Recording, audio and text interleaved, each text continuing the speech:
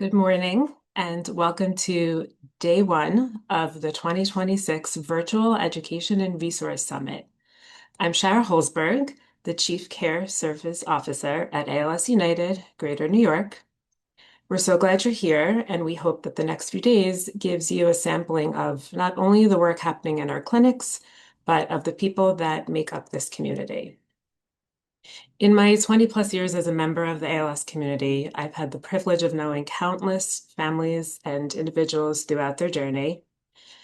One thing that we all know is that no two experiences with ALS are the same. As healthcare professionals, we are always trying to better understand and support the unique needs of every person and family that we meet. And that's why it felt important to partner with speakers who could personify the ALS experience. Today, we have the honor of collaborating with an extraordinary group of women from Her ALS Story, a community representing more than 140 powerful voices around the world.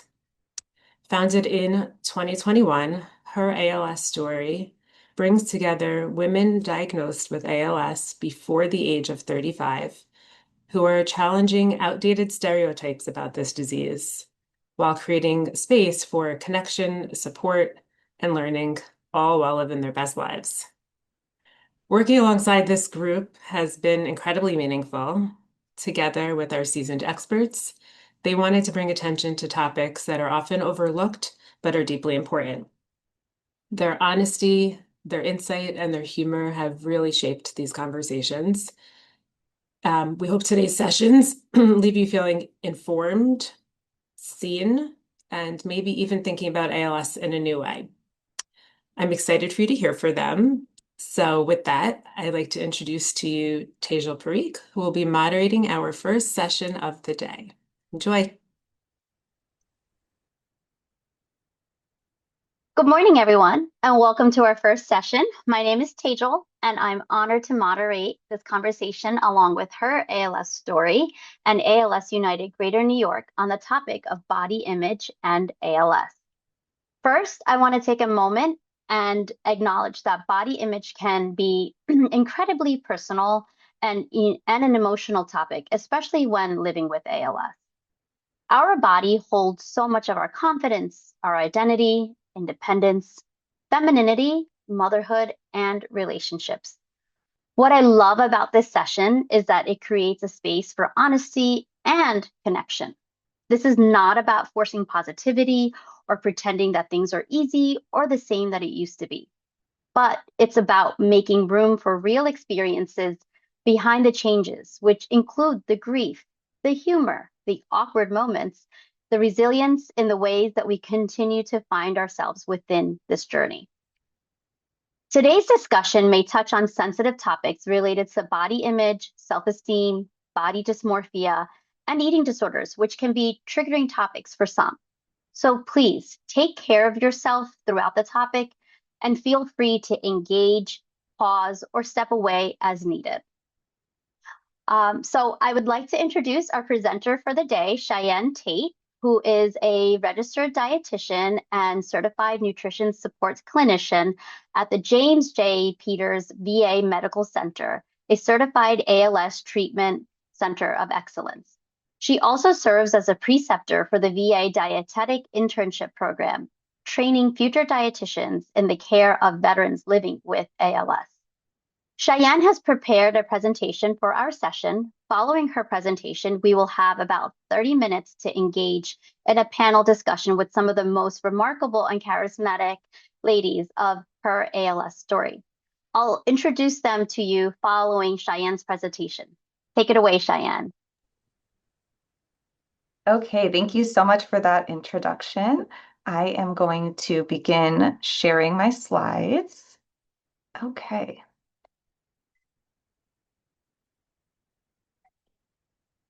Okay, so let's begin with a presentation on body image and ALS. And I want to begin primarily with defining body image. So body image refers to the subjective thoughts, feelings, and perceptions along with the behaviors that we have towards our body. It's shaped by social, cultural, and personal experiences, and it's not necessarily accurate or rooted in truth. It's also not necessarily something that is positive or negative. There is also a neutral space that can exist when we think about body image. And additionally, it's something that's often conflicted, something that might change over time in the span of our lives, or even in the span of a day. So it's really something that is a dynamic concept. And when we think about ALS and the effects on body image, so ALS can change how the body looks, feels, functions, and is how it's perceived in many different ways. We're here to talk about the nutritional ways today. So, from a nutritional standpoint, some things that might affect body image, body composition changes, weight gain, feeding tubes, diet modifications, along with the physical experience of eating and digestion, which might change with ALS. These are all things that can begin to make us have to reconsider and reevaluate our body image. But why does it matter? So why does body image matter in ALS? Body image is often viewed as something that's secondary, but it can directly affect health. And research has shown that body dissatisfaction is associated with poorer health behaviors, lower treatment adherence, and increased psychological stress. Meanwhile, on the other hand, body positivity and overall psychological well-being is associated with a higher quality of life. And research in ALS has actually found that as ALS progresses, psychological well being, more than actual physical function, is connected with overall quality of life and overall perceived health. So these conversations about body image are not separate from standard care, and they shouldn't be viewed that way, being as they can directly influence how people with ALS experience treatment, nutrition, and just daily life. And actually, this is something that's actually widely understood and accepted by clinicians. In studies looking at overall perception from providers, medical providers, and people living with chronic diseases, uh, again, it's been kind of consistently shown that medical providers and clinicians, they do say that body image, they recognize that it matters. But does that mean that these conversations are consistently happening? That's a whole other thing. So when the study was talking to both patients and talking to providers, they found that 85% of patients said, no, we're not having any conversations about body image with my, medical providers. Meanwhile, 74% of medical providers said, yeah, we talk about it. We talk about body image. I've addressed it. So these numbers tell us that there's clearly some sort of disconnect happening, either in how the conversations are happening, how the message is being delivered, or how the message is being received. They asked providers, what are your barriers when we think about talking about body image with your patients? Providers felt that they were just a little bit unclear. They wanted more training. They wanted increased comfort with talking about the topic. They wanted more standardization, kind of just more objective measures for bringing up this topic, which we can see is very non-objective a lot of times. And patients, and they asked patients, what are your barriers with discussing this topic with your providers? Patients said that a lot of times they may have had a previous negative interaction talking about things like body image, or they are waiting for their provider to initiate the topic so that they felt open to discussing it. And then lastly, they also felt that there was a concern that it would just be viewed as maybe unimportant or trivial and ultimately perhaps get dismissed in the scheme of things compared to everything else being discussed in the visit. So now kind of getting into the ways that ALS can directly impact body image, and we can start with talking about body composition changes and weight changes in ALS. In ALS, loss of both fat mass and lean body mass is common, and this can occur even if appetite is preserved, unchanged. Or again, intake hasn't dramatically been reduced. And some of this is related to denervation and metabolic changes. And those are things that our eating habits and our nutrition can't necessarily target directly. Meanwhile, inadequate energy intake is another contributor to weight loss and actually is something we can modify and intervene on. And from a nutrition standpoint, the goal is usually going to be to promote weight maintenance or to promote weight gain because weight loss itself is associated with worse outcomes. So, weight control is something that we really want to focus on in terms of our nutrition. At the same time, though, people may notice that their body starts looking or feeling different, even at a familiar weight, or even if their weight is stable. And this has to do with those body composition changes. So the body may begin to favor storing our energy as like fat mass. And we may see that muscle loss is not fully reversed. So for many women, these recommendations can be really challenging emotionally because they're more or less being told to eat in a way and behave in a way that is directly changing how their body looks. And that leads us to a very important slide here because for many women, weight is not an emotionally neutral topic. I have a lot of numbers here on the slides that basically show how common and prevalent uh, fear of weight gain and dieting behaviors are for women across the entire lifespan. So when we ask women with ALS to increase their food intake or maintain their weight or gain weight, we can't assume that those recommendations exist separately from the prior experiences, beliefs, and societal pressures that have already been placed on them in their life up until this point. Um, so as we see here, right, like 73% of women are fearful of gaining weight. Over 56% report dieting. Over 53% pursuing weight loss. And these numbers are from studies looking again at all various ages of women. So again, it doesn't mean that women with ALS don't understand the medical importance of weight gain, of maintaining their weight, but it does mean that these recommendations may feel emotionally complicated or emotionally charged. And I think this is where many women may experience a major internal conflict. On one hand, ALS is telling them, you should eat more, you should weigh more, but society has often spent years teaching them the exact opposite. You should weigh less, you should eat less. And many women have lived with those messages long before an ALS diagnosis. And how these messages are delivered or conveyed are also really important to consider. So some of the conversations around gaining weight or starting a higher calorie diet might come across or sound like, hey, as long as you gain weight, the food you eat doesn't matter. Just add milkshakes with every meal. Calories are calories. Eat junk food or fast food, grab McDonald's, or you should be happy you gained weight. This is what you want to do. And so these recommendations are often well intentioned, but they may feel oversimplified, dismissive, or a one size fits all.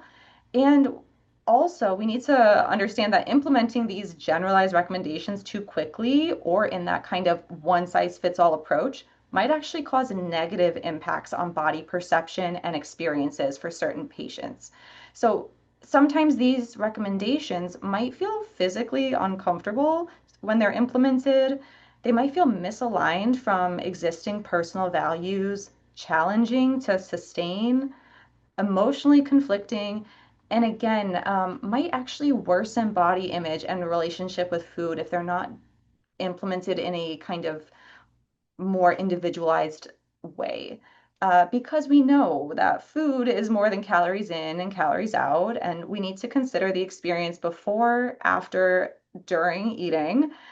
from a physical, mental, and social perspective. And this leads us to another common phenomenon in ALS, which are going to be GI changes. And of course, when we think of changes to our GI tract, that obviously can influence the whole eating experience and the perception of our body while eating, after eating, during eating. And some of these changes that might happen for some people are things like difficulty chewing and swallowing, increased bloating or constipation, early satiety, and changes in bowel function overall.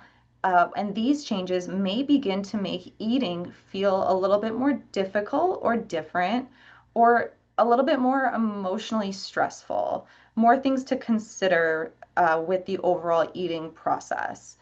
And this can also, again, lead to changes in the foods that make our body feel best. But the encouraging part of that is that nutrition can often help support these symptoms. So, food choices, meal timing, texture modifications, hydration, along with individualized adjustments, can help reduce discomfort and make eating feel more manageable. And again, we can choose foods that support health, but also feel good mentally and physically to help give the best eating experience. Which leads me to the next concept, which is going to be, again, balanced and personalized nourishment. We talked about how a higher energy diet is needed and beneficial in ALS to support that weight maintenance, to perhaps support weight gain. But this can be achieved in many different ways. So, of course, we have our, real whole foods, but also supplements, also convenience foods. And again, those convenience foods and commercialized supplements absolutely have a role and are needed and useful for many patients. However, if they are not serving the purpose of that individual person, there are other ways to accomplish the same goal. And really, the goal is to find ways to meet the individual's needs in a way that feels tolerable and aligned with them and their lifestyle, which then can reduce stress around eating and support a more neutral relationship with the body. The goal isn't perfection, it's sustainability, comfort, and just supporting the body in a realistic and individualized way. So one way to do that too, oftentimes can be just targeted additions to existing meals and preferences someone has. So there's a few different ways to prepare foods, maybe add a little something extra to foods to make them serve wherever that person is in their nutritional status and journey. And so talking about this, modifying and adapting with GI changes also, this might eventually lead to some conversations around feeding tubes, which can bring a different set of emotions and influence on body image. Feeding tubes are often discussed primarily from a medical standpoint, along with, again, why they're indicated medically, but they also carry emotional meaning around independence, appearance, identity, and overall progression of ALS. And in one study looking at feeding tubes and patients with ALS, they found that about 30% of patients identified body image concerns as a primary barrier to feeding tube placement. I have a personal feeling that this number might be actually higher than what's in the research because, as we mentioned earlier, a lot of people don't even feel comfortable necessarily acknowledging body image. So we can imagine that perhaps this number is even higher than what is showing in the research. However, at the same time, after placement, many patients reported satisfaction with their decision and reported less stress around eating overall. And also, as we've kind of been discussing in this presentation, reducing that psychological stress and burden is very huge in overall quality of life. So, how can we be supportive while someone starts to decide if a feeding tube is right for them and if they want to pursue feeding tube placement? So early discussion, just talking about the topic, familiarizing with the topic, connecting with peers that have opted to go through with the procedure or that are in a similar stage as you weighing the options. along with exposure. So seeing the different types of tubes out there, getting those sensory expectations of how this may feel. And then again, education on different options for placement, different types of tubes. There's a whole other realm out there. If you start looking into different types of feeding tubes, there's of course not just one option that's best for everyone. So knowing what's out there and then being able to make the most informed, personalized decision. So in general, there's one thing we can work towards too, which is gently reframing some of our internal language that we use around nutrition. So seeing food as fuel and as a supportive therapy, choosing foods that are familiar to us, that we like to eat, that are comfortable for us to eat, but with added intentional nourishment. Seeing weight gain as a method to support strength, high calorie as nutrient dense, and a feeding tube as just another tool in the toolbox for providing energy and perhaps reducing pressure and stress around eating. And so these are some ways to kind of help work with our internal narrative. But what about the external narrative, right? So that leads us to navigating the external influence, which is social media and media in general. So social media impacts body dissatisfaction. And researchers found that exposure at a young age causes lasting pursuit of thinness, regardless of age or BMI. So, again, a lot of times these are things that we may have been exposed to at a much younger age that have kind of imprinted on us despite what stage of life we're in now. Um, but two, research has found that actually the type of content we are viewing and exposing ourselves to matters more than the actual time spent online, which we can work with, right? Because body positive content can actually improve body satisfaction.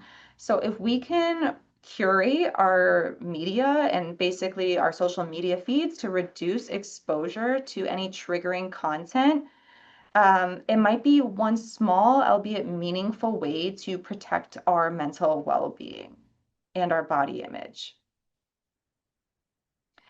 And then the next topic I want to introduce is this concept of body neutrality. So, body neutrality may actually feel a little bit more achievable than body positivity because body neutrality is the idea that our body does not have to determine our worth. And it doesn't require loving every aspect of the body at all times. It instead just focuses on reducing judgment and allowing the body to simply exist. And practical steps towards achieving body neutrality would be mindful clothing choices. So, choosing clothing that feels best to you and reduces that urge for comparison. Same concept with choosing foods that feel best, choosing foods that you feel best eating and digesting and, tolerating the whole process of eating. Engaging in peer groups, just discussing these things, seeing how others are managing. General life engagement, so being involved in hobbies, socializing, spirituality, along with challenging internal thoughts and considering working with a psychologist for therapy. So, challenging those internal narratives that we might have about body image, food, weight, and just trying to reframe as best we can to either be neutral or positive. And in closing, nutrition in ALS must consider both the medical needs and the lived-in experience. And women with ALS are often asked to go against lifelong messaging about food and weight. And they're often asked to do so very quickly and with a lot at stake medically and emotionally. And many people do not raise body image concerns because of fear that they might be seen as unimportant or that they may be dismissed, especially compared to everything else going on medically. But as we saw, these are conversations that have a lot of merit and need to be had. So we can't erase years of societal messaging around weight, appearance, and food. But by beginning to have these conversations, we may help women move through their ALS journey with more support, understanding, and self compassion. and work towards achieving a more neutral or positive body image. And with that, I'd love to transition to hearing a little bit more about the lived-in experience, which gives a whole other domain that research can never provide. So thank you. Wow, Cheyenne, it goes without saying that that was a remarkable presentation that was really informative and relatable. So thank you so much. I think that you brought up a lot of great topics that we're going to be able to delve into with our panelists. So with that being said, I'd like to introduce everyone to our amazing panelists. Some of the most funniest and charismatic ladies from her ALS story. So, everyone, I'd like to introduce you to Ashley, Lacey, Kate, and Gwen. Ashley is the author of If I Die Tomorrow, Let These Be the Last Words I Say, as well as a poet and advocate for living with ALS. Kate earned her doctorate in school psychology from the Graduate School of Applied and Professional Psychology at Rutgers University. She was diagnosed with ALS in 2016, the day after her 29th birthday. Lacey is 34 years old and she lives with her husband and 4-year-old son in Arizona. She has been living with ALS for nearly 2 years, and she previously worked as an educator. And finally, last but not least, Gwen was diagnosed with ALS at age 32 and has worked hard ever since to raise awareness that young people can also get ALS. Prior to her diagnosis, Gwen worked as a recruiter for one of the top 10 medical centers in the US. So, hi, everyone. Hi, ladies. Hello. Thank you all for being here. I know that we have a lot of questions that we want to get to, but as an icebreaker and really just touching on some of the more questions, what I'm going to do is I'm going to be directing questions directly to one of you, and then everyone else can feel free to kind of pitch in. First, I actually want to start off with Kate. So, Kate, I know that clothing plays a huge part in our body image. And compared to several years ago, there's a wider variety of adaptive clothing that's available on the market, right? And Kate, I know in a previous conversation, you mentioned that your signature comfort item is a cape because it's socially acceptable blanket, right? And I couldn't agree with you more. But can you shed some more insight on how you navigate fashion choices with a feeding tube?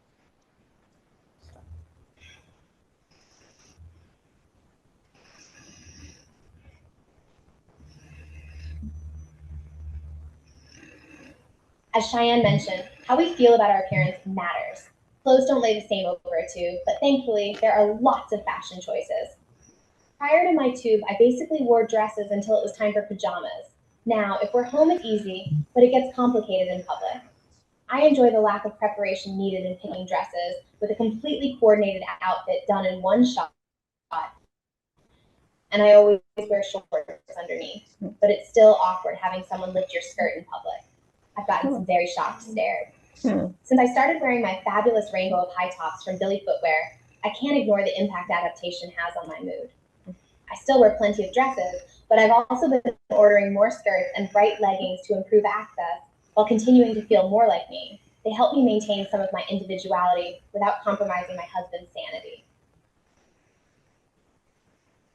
Wow, greatly said. Perfect. I love Billy Footwear. I've recommended them for a lot of people, and I'm thrilled that they have a variety of colors, right? And choices that you can make that really fit your personality and your mood. So, thank you for that insight. Gwen, do you have, can you remark on that a little bit as well? Like, how do you navigate your fashion choices?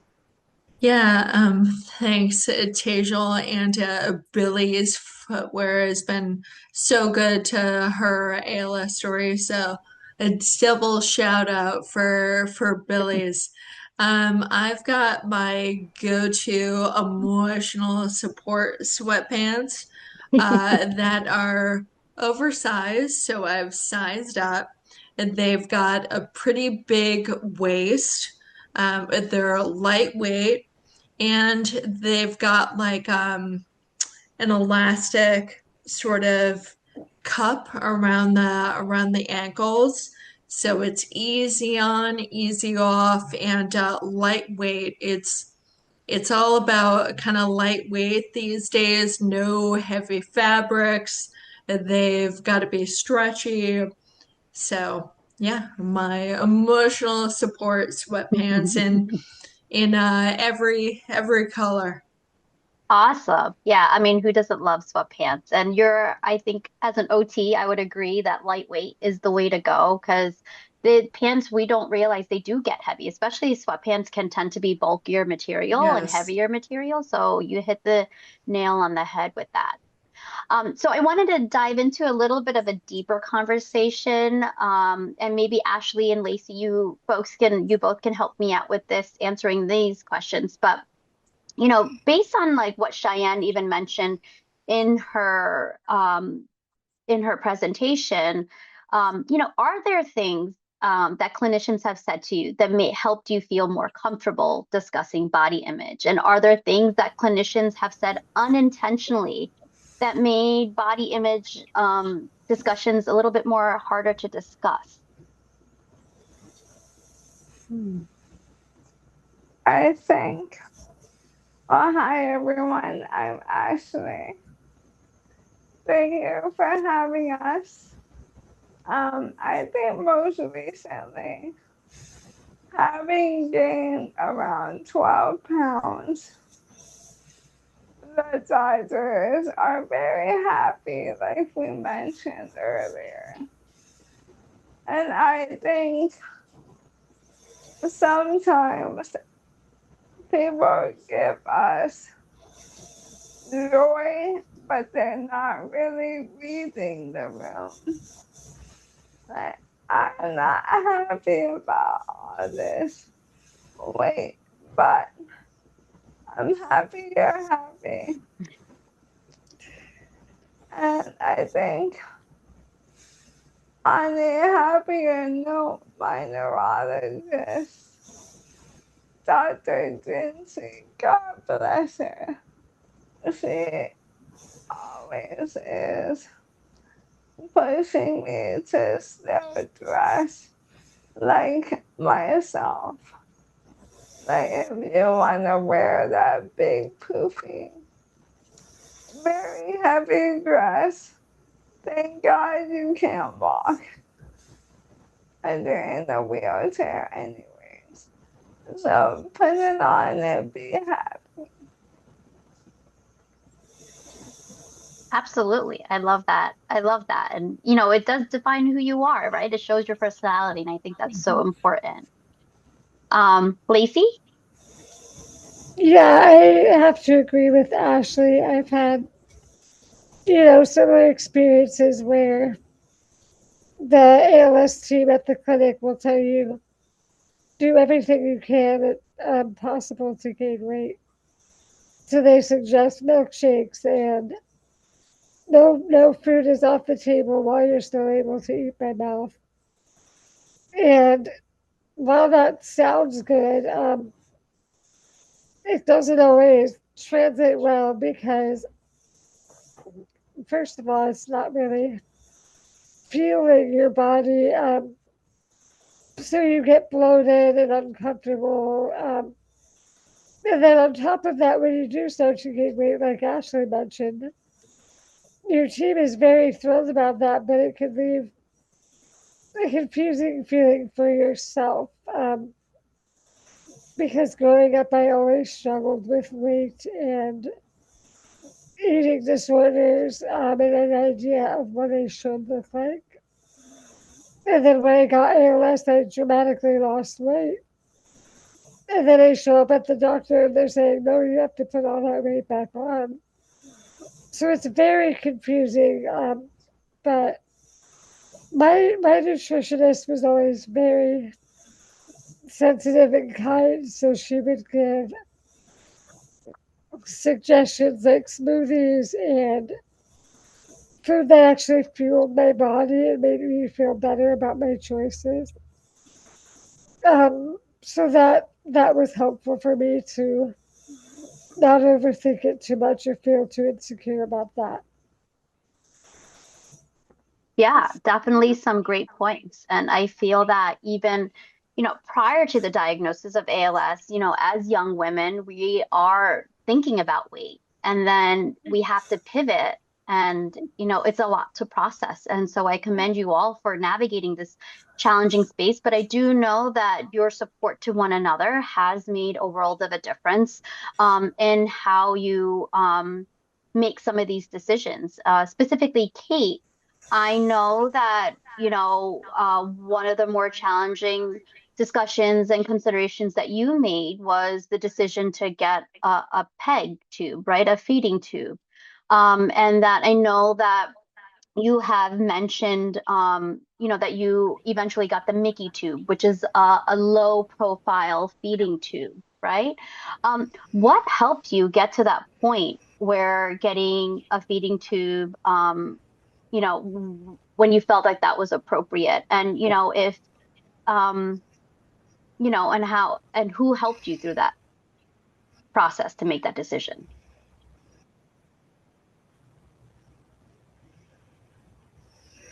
I was diagnosed with ALS in 2016, the day after my 29th birthday and a month before my wedding.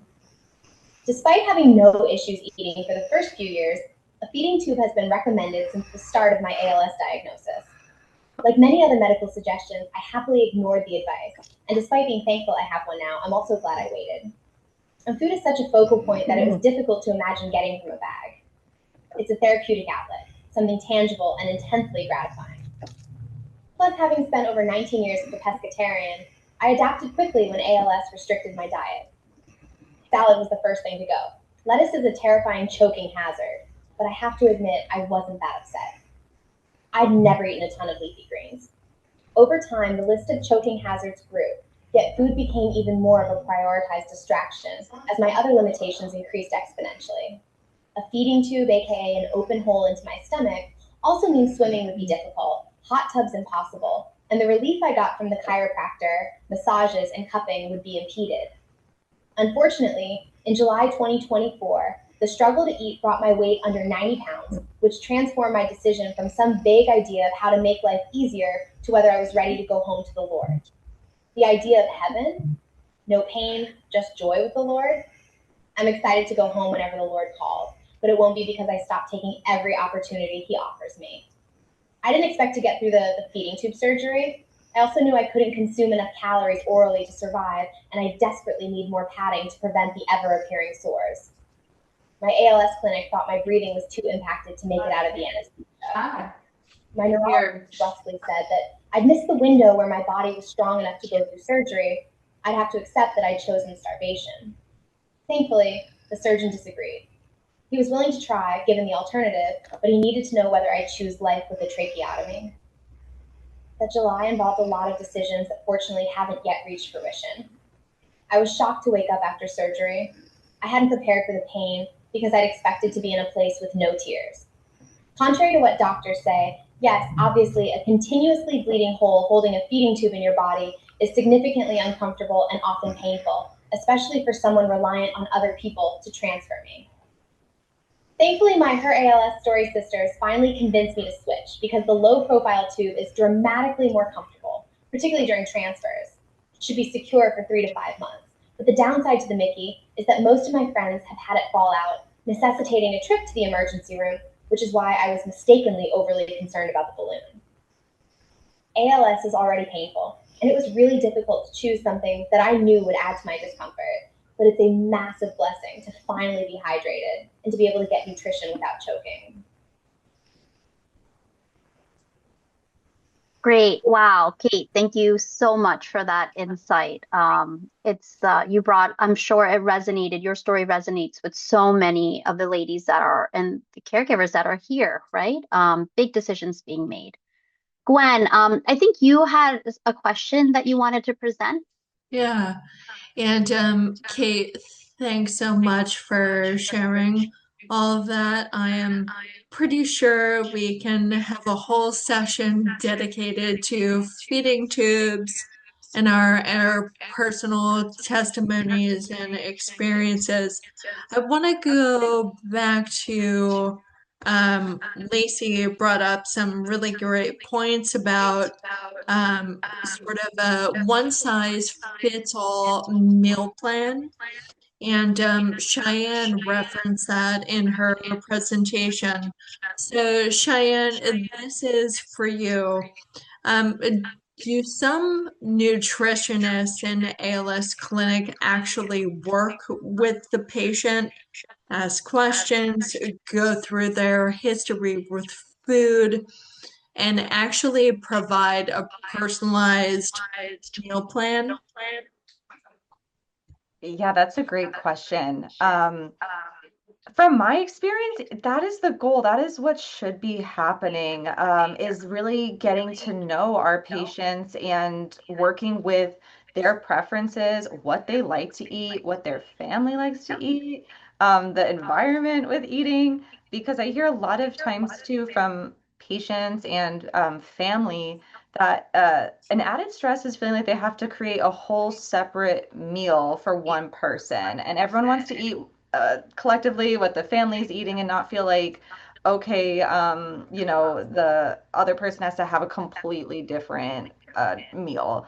Yeah. So that should be happening. I will say sometimes it will take maybe an appointment outside of the multidisciplinary clinic Mm. because those visits can be a lot of information, I'm sure, to absorb first, as the patient, but then also to I'm not sure how other clinics are, but I know ours, like it's like bang, bang, bang, bang, bang, like get in there, get out. So sometimes too, if someone, I think to get a little bit more individualization, more personalization, scheduling a one-on-one outside of the multidisciplinary clinic would be the most effective way. It's really helpful. Thank you. Yeah, absolutely. And clinic visits do tend to be busy days. And sometimes, it may not be the conversation on nutrition that you kind of get hung up on. Maybe it's something that the physician said or that the PT or OT said. And by the time you get to the nutrition, you're kind of, sometimes it's the icing on the cake. But I absolutely agree with you, Cheyenne, that it's important to continue these conversations outside of clinic. And I can't stress the importance of having a caregiver with you at the clinic visits to help you process some of that information and fill in the blanks afterwards as well. So yeah, great insight. Ashley, I have a question for you. What conversations around body image do you wish existed more openly for women and younger women with ALS? I think that more real conversations need to be had. Like, you will gain weight, and give me one moment. I know, I know. You will gain weight, but it might be in more unflattering areas, or you will lose a lot of weight and you might have to reinvent yourself.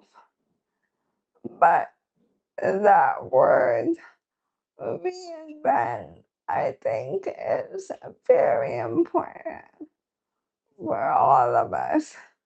We are constantly battling change with our weight, with our clothes, how we use the bathroom, how and what we are eating.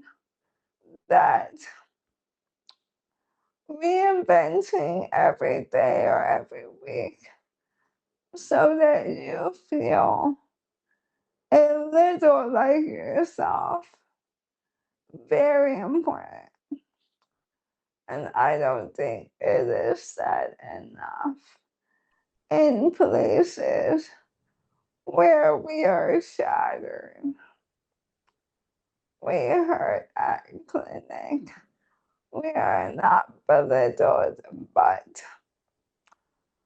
thrown constantly being bad news that maybe if someone said it'll be okay, we will find a way to make you feel like yourself. What make us feel better? Yeah, absolutely. I completely agree that there is, you kind of touch on it without really saying it, but there is a grieving. You are grieving what you had and, Constant. right? And it's not just a fleeting moment. It's continuous. And, navigating these social spaces, heck, even clinic is a social space, right? And so you're I seeing people, grieve my abs constantly. right, All right. 6 of them, I All miss six. them. Yeah, Now absolutely. I have an added feeling to as an ab. Yeah, yeah. Oh, Gwen, I think you had something that you wanted to kind of step in to say as well. Six abs. I'm grieving never having one ab. I have a question for Cheyenne. So really staggering number in your presentation. 85% of patients said that their provider doesn't talk to them about body image. As my sisters here know, we have to initiate conversations all the time with our providers. So Cheyenne, my question is, how do we initiate conversations about body image and changes in our bodies? What questions should we ask? Should we ask our neurologist? Should we ask our nutritionist? Is it our social worker? So, like, kind of what to ask and who to direct it to. Yeah, those statistics were crazy to me too. And I would be Yeah. so curious, right? I mean, that study, it wasn't directly even in ALS population. So, I mean, I can only imagine what it would be in this population and maybe even more staggering. Um, but yeah, I think too, if you're looking to kind of understand the underlying like reason, the pathology, like what is actually medically happening that is leading me to see these changes? That's a great question for the neurologist. They should be able to probably tell you on a more detailed scale, like why you're seeing these changes, especially maybe like body composition wise. However, I do think if you're having general concerns with body image too. Like, say you feel that it's kind of affecting like the way that you want to go about eating, or you notice that your body image feels worse when you choose certain foods, or you're just feeling like a little bit unsettled during meals and things like that. Speaking to nutrition would be a good point of contact. Um, and I'd also say too that dietitians were used to and receptive and open to those conversations primarily too. So we also could be a useful kind of like funnel for you, right? Like say we might be the best person to be like, you know what?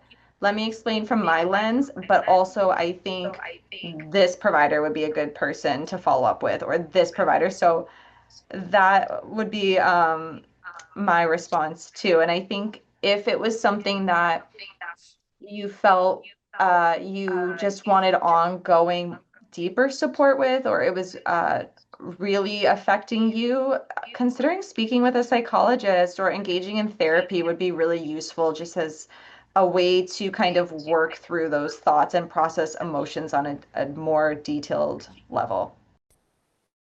Thanks, Cheyenne. Yeah, great question, Gwen, and great answer, Cheyenne. I think, we're almost done wrapping up today, but I do have one more question that I want to ask the group, and I want to give us all a couple minutes to be able to provide a good answer. I know that we kind of just hit the iceberg, the tip of the iceberg with this topic. And I know that there's just so much more to say. Everyone has a lot more questions or just things to discuss. And I hope that, one day soon in the future that we can continue this conversation, because I think it's really important to hear everyone's story and everyone's experience because it is valuable. And so with that being said, the last question that I want to bring up for today is what's the one thing you hope that every woman in this room today remembers about herself after today? Well, I would hope that we can all remember that we are not defined by our weight, our appearance. That is a hard lesson I learned throughout my journey of getting diagnosed, and I even had a feeding tube placed last year, and so I struggled a lot with my changing body, but ultimately that doesn't matter. It really doesn't. So I hope everybody understands and can walk away with knowing we are more than our bodies. Yeah. Yeah, be right on the head. How about Gwen or Ashley? Anyone? Ash, you're up. All right. I want women to remember that you are a baddie. I think that at the end of the day, people go through a lot, but women every single day go through it, and women of all demographics. But you're a baddie when you wake up, and you're a baddie when you lay that pretty head on a pillow. Who cares what the outside world thinks, or says, or how they stare? F it. Yeah, I agree. We're all baddies, right? So nicely said, Ashley. Um, I'll hand it to Kate and then Gwen right after Kate. Okay.